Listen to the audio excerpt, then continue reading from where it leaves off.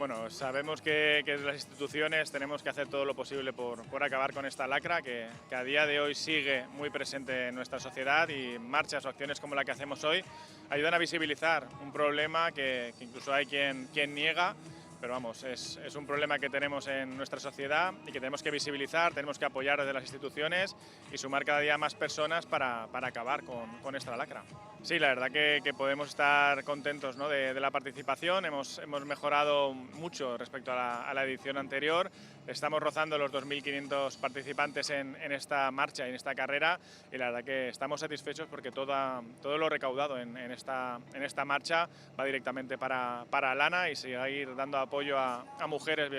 víctimas de la violencia de género. Así que nosotros muy satisfechos, y ya pensando que el año que viene tenemos que hacer incluso más, porque esto es un no parar y tratar de mejorarlo de manera continua y seguir apoyando un año más a Alana y la gran labor que hace en esta ciudad. Sí, realmente es una sensación agridulce, ¿no?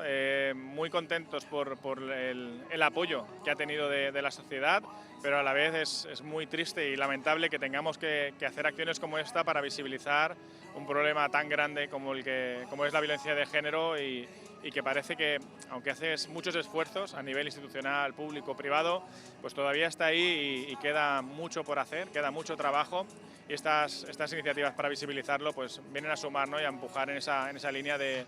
que por fin